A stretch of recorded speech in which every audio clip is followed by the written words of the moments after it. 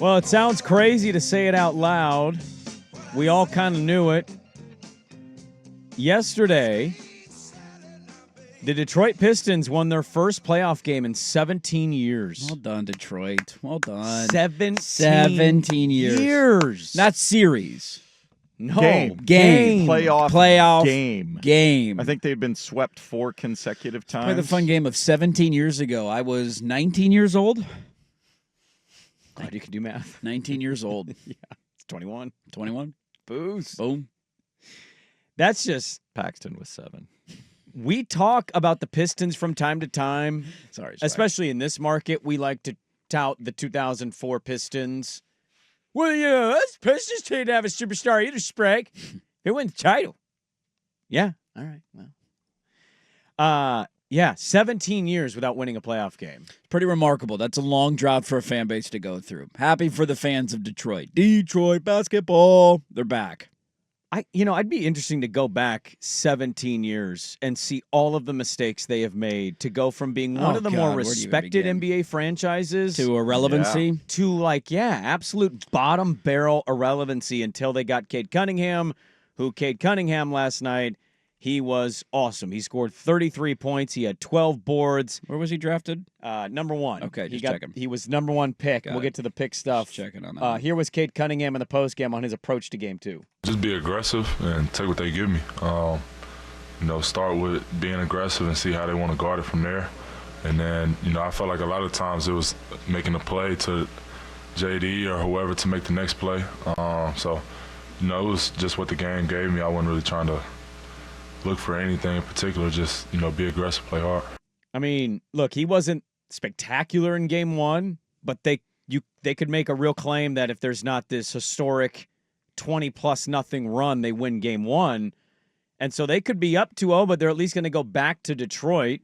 I'm very curious to watch the atmosphere in Detroit. It hasn't been, there's been really reason for them to be great fans. No. Until this season. Now they finally have it. And they got a tied series with the Knicks coming to town. And the Knicks just, we can get to the Knicks. The Knicks just, what are the Knicks? Yeah, that's a team that is spent a lot in terms of capital and money to put this roster together. And if they lose in the first round, we talked about this going into the playoffs. They are one of the teams that has the most pressure on them in the first round, considering the moves that they made in the offseason.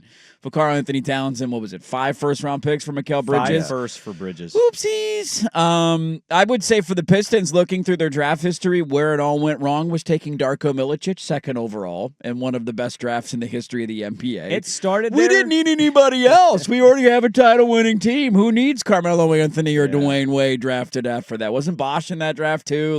That's literally one of the best drafts in NBA history, and they took a guy who played 7 games in his NBA career. Yeah. Looking through the rest of their first-round picks after that, it's a really funny walk down memory lane. There's a Rodney Stuckey in there at 15. Loved Rodney Stuckey, the pride of Eastern Washington. Yes. I thought he was going to be legit. We have Austin Dave, 15th overall pick from Gonzaga. Yes. Remember Austin him? Day, I remember that. Greg Monroe, 7th overall pick in 2010. Yeah, I always called him Greg Oden Light. Brandon Knight, 8th overall pick from Kentucky. His career was over the minute DeAndre Jordan just absolutely murdered him on an alley-oop. Yeah, that was it. It's over. It's over from that point. KCP was the 8th overall pick. Became a good player. He's had an okay career. He started out okay, and then he was good, and then I remember talking on the radio about him or CJ. Nuggets could use him right now. They could, yeah, that's true.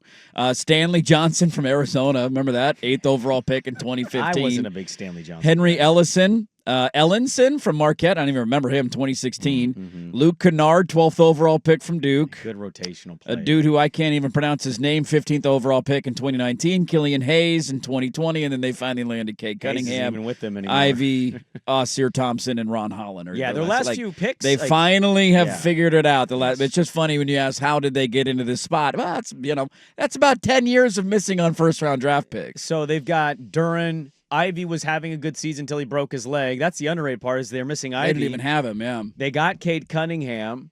I don't really know where I'm at on Ron Holland. His numbers aren't amazing, but he plays with a lot of FU energy. He also seems like one of those just super young, he's going to take a little bit of time. He's really raw. Yeah. Beef Stewart is just chip on the shoulder, want to fight you every night. So they've had their last few picks. all those other picks you named, could you tell me who was in charge of making those picks? And then tell me, where is he now? Because he just got hired. Yeah. He got hired somewhere. Yes. Yeah, Oh. you mentioned his name the other day. Joe you thought Dumars. yeah. Joe Dumars. You thought he was still running Detroit. I just assumed he did. He won titles there, right? Yeah. I mean, he was an NBA champion for the Detroit Pistons. I still think the Knicks can win this series. I love Tom Thibodeau complaining that Brunson's not getting the same whistle as Cade Cunningham. Oh God, his like fast break. I'm going to stop on a dime when you're behind me thing drives me nuts. There's a lot of NBA players that do stuff like that. Chris Paul did that very all well. the time. Yeah. It's just I feel you right on my hip, Yep. and I'm going to stop, and then you're going to run into me because you're chasing me full speed, and got to call a foul. The Knicks better get one in Detroit because they have 2 games off between their next 2 games. So they play Thursday and then they play Sunday because they look. We're only going to be a game 4 on Sunday. Yeah, It's Tuesday. Well, next Tuesday will be game 5. Next Tuesday. Well, no, it won't because they're playing Sunday, so they probably won't play again no, until then Wednesday. they play Tuesday, Thursday, Okay. Saturday the following Oh, week. Tuesday, now. Thursday, Saturday. Think about this. The week from right now, only game 5. We're still going to be talking about this Yeah. series And because so nobody but they can look- technically win it.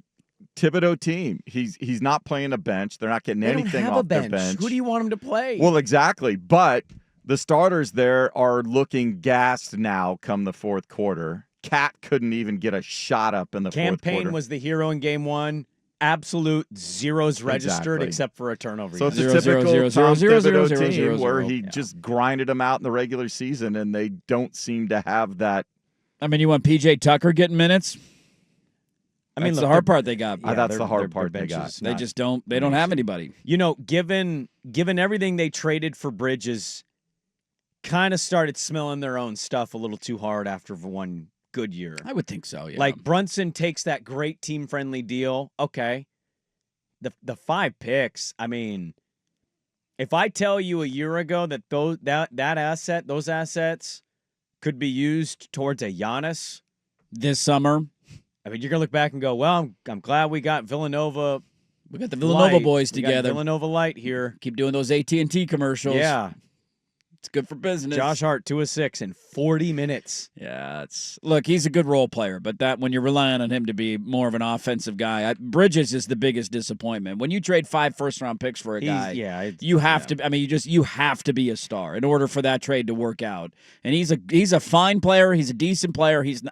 I don't know if he's a number 1 or number 2 option on a title team. Ask you very quickly. We'll go to second hour here. Yep. Do we want the Pistons? Do we like the Pistons being I'm rooting good? for the Pistons to win. I am. Or were we used to them being a bottom feeder? Now this is weird to us. I'm okay with Bing Bong going to the second round. Just the MSG atmosphere, the fans outside of the arena yelling and screaming. It'd be kind of funny for Detroit to come out of nowhere, not win a playoff game for 17 years, bounce them in the first round. That would be pretty. That would be pretty funny. Who would have had that on the bingo card at the start of the year? You know who New York's going to lose to in round 1? Bing Bong, you're gone. Here come the Pistons. Cade Cunningham's knocking your ass out. Loaded second hour. We'll get to that Nugget Clipper game. That was a great game, too. We'll talk about that. And the Blazers had some misfortune happen for them. Loaded second hour.